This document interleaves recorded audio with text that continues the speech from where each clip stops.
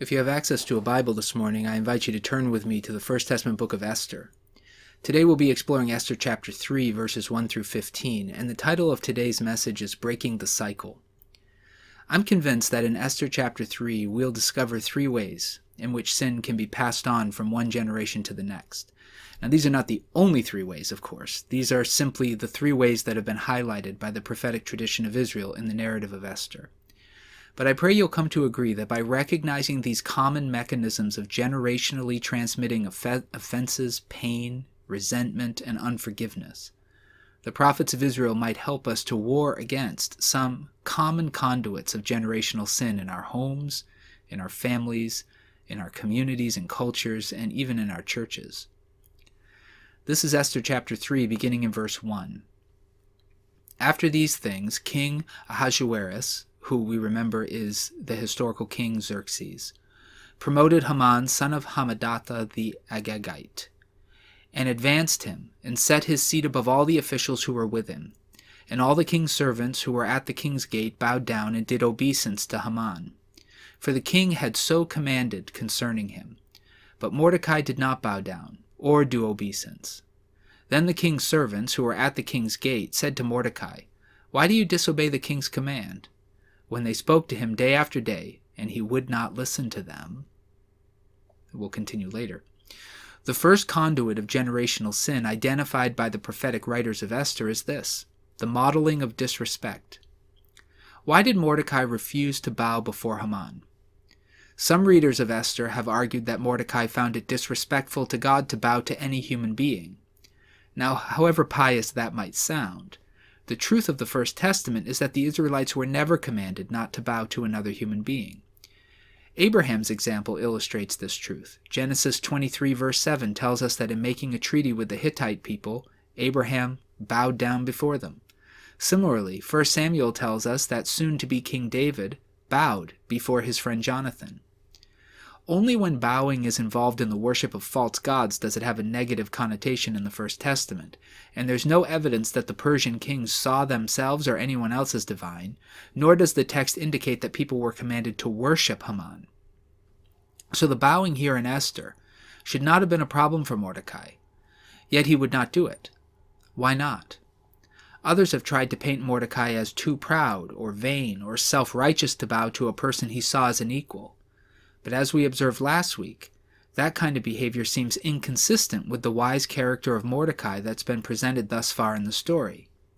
Even more, the text gives us no evidence that Mordecai's refusal was rooted in ego. However, the text does give us some important clues as to Mordecai's motivation, and those clues are hidden in those pesky genealogies that we so often skip over when reading the Bible. If we look back to Esther chapter 2 verse 5, we see that Mordecai's family was from the tribe of Benjamin, and he was a descendant of a Benjaminite named Kish. And in the verses we just read in Esther 3, we discover that Haman was an Agagite. First, Agag was king of the ancient nation of the Amalekites, and apparently Haman descended from his line. The Amalekites were sworn enemies of the Israelites, and it was a conflict that the Amalekites had started. When Israel was first delivered from slavery in Egypt, they were particularly vulnerable as they wandered through the wilderness between Egypt and the land of Canaan, modern Israel. Exodus chapter 17 tells us that when Israel was at its weakest, the Amalekites attacked them. After Israel successfully held off the Amalekite attacks, the book of Exodus tells us this. This is Exodus chapter 17, verse 14.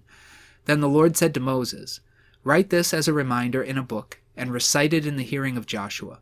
I will utterly blot out the remembrance of Amalek from under heaven." And Moses built an altar and called it "The Lord is my banner." He set a hand upon the banner of the Lord. The Lord will have war with Amalek from generation to generation.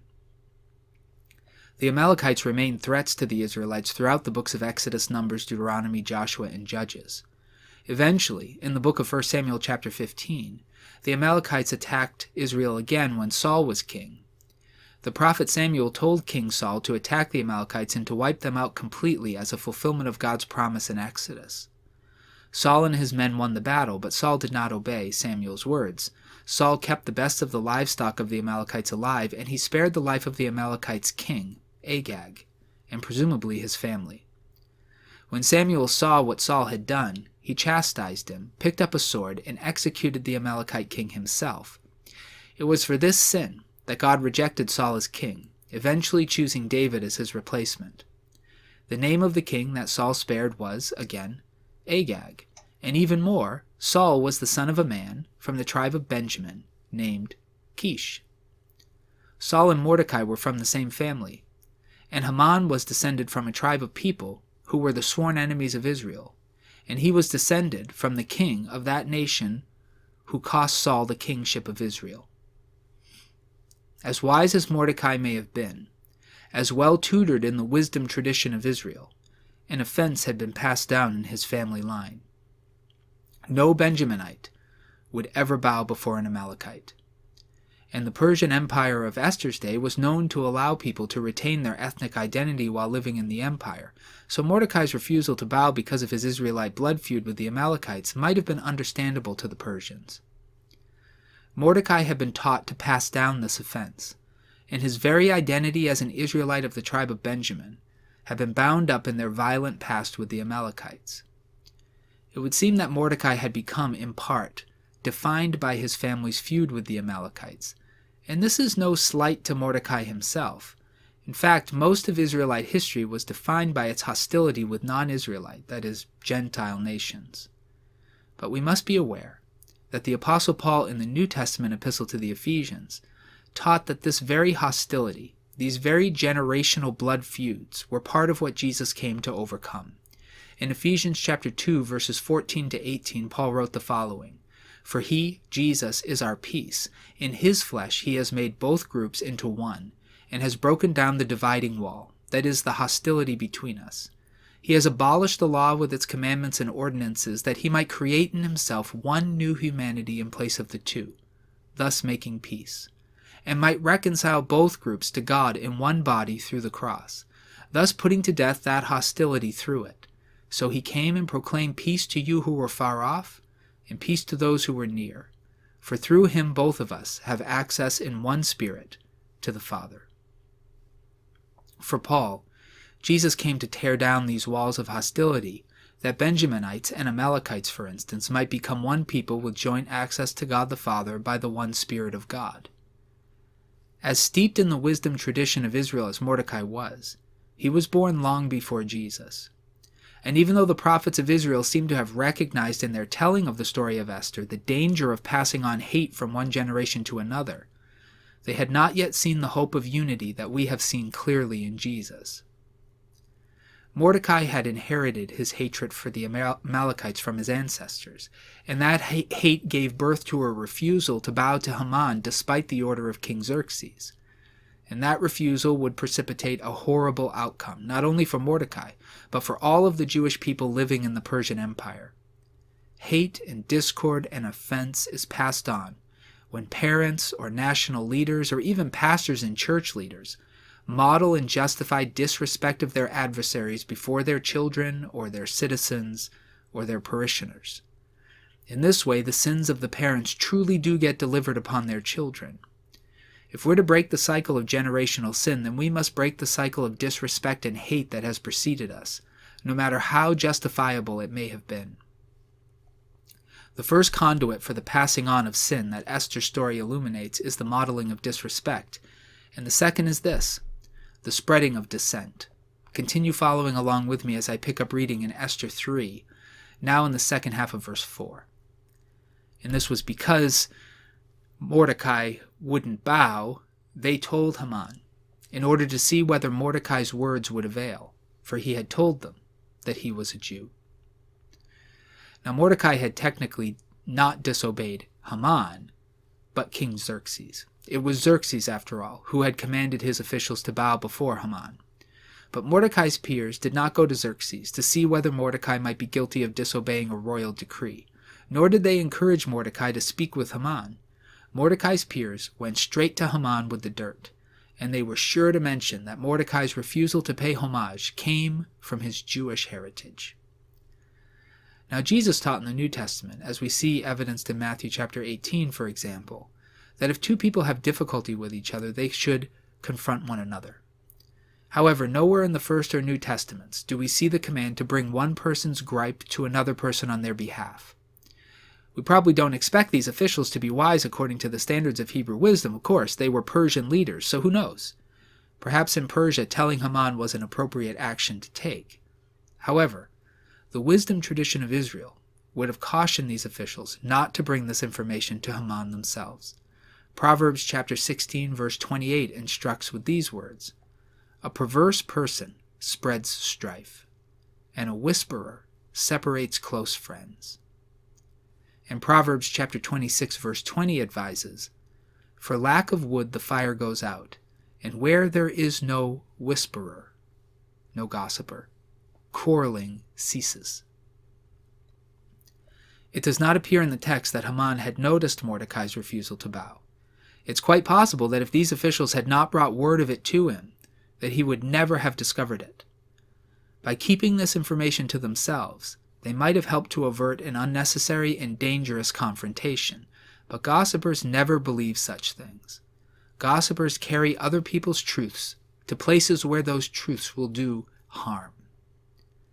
Jesus taught that people must bring their own grievances to one another, and the wisdom tradition of Israel had warned about the perils of gossip. In the story of Esther, the sowing of dissent through gossip nearly led to the genocide of the Jews in the Persian Empire. Not only is sin transmitted through the modeling of disrespect, but also through the sowing of dissent through gossip. As followers of Jesus today, if we're to break the cycle of the passing on of sin, we must resist the temptation to take responsibility for other people's conflicts. It's called triangulation in the language of psychology today. In the end, that is gossiping. And in the New Testament of Jesus, to be a gossip, as we see, for example, in Romans chapter 1, verse 29, is to be one who is in rebellion against God. Sin is transmitted from one generation to another in families and communities through the modeling of disrespect and through the spreading of dissent. The third and final conduit of sin that's been highlighted in Esther chapter 3 is this, the escalating of discord. Continue following along with me as I pick up reading in Esther 3, now in verse 5. When Haman saw that Mordecai did not bow down or do obeisance to him, Haman was infuriated. But he thought it beneath him to lay hands on Mordecai alone. So having been told who Mordecai's people were, Haman plotted to destroy all the Jews, the people of Mordecai, throughout the whole kingdom of Ahasuerus. Now Mordecai's Jewishness was not lost on Haman. He seemed to have realized instantly what this disrespect was about, and his response was not to put Mordecai simply in his place. No, Haman wished to repay what the people of Israel were once commanded by God to do to his people. Haman decided to exterminate all Jewish people in the Persian Empire. The remaining verses of chapter 3 detail his scheme and the way he went about achieving his goal, and it ends with an edict for the extermination of the Jews in Persia coming into law. Now this is getting out of hand, isn't it? I mean, one man's refusal to let go of the past and pay homage to a former enemy led to a couple of gossipers spreading his disrespect to his rival, which has now led to potential genocide. Does this seem exaggerated to you? Surely Esther must just be a story. There's no way these sorts of things could get out of hand this quickly. This has to be grossly overdrawn, right? I suspect not.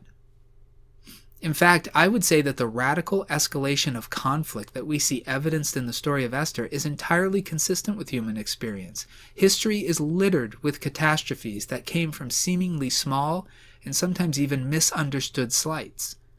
Haman, like so many of us, escalated a slight into a war, and I'm sure, given his family's history with Israel, he felt justified in doing so. But again, the wisdom tradition of Israel would have cautioned him. Proverbs chapter 19, verse 11 instructs, "Those with good sense are slow to anger, and it is their glory to overlook an offense."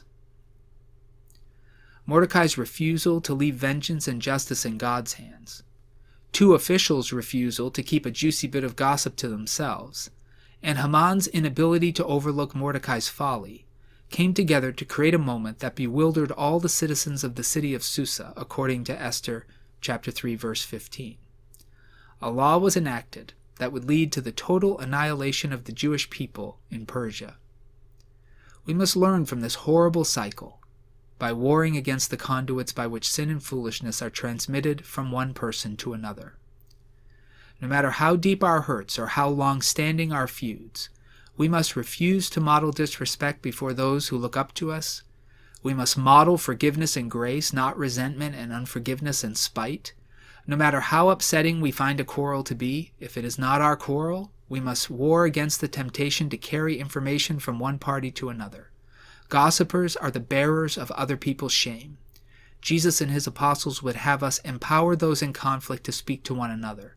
And no matter how offensive we find someone's behavior toward us, we must war against the temptation to escalate the conflict, remembering that it is our glory to overlook an offense, and believing that vengeance and justice are God's to enact, and not ours. Let's commit today to pass on grace and forgiveness and blessing and honor. Let's commit today to partner with God and his Spirit in the warring against the conduits of sin in our families, in our communities, and in our churches. Let's resist the temptation to model disrespect, to spread dissent, and to escalate discord. That is the world, and those are the values from which Jesus died to free us. Let's embrace Jesus' call and seek the Spirit of God's power to be free of this generational cycle of sin and corruption. May it be so. Amen.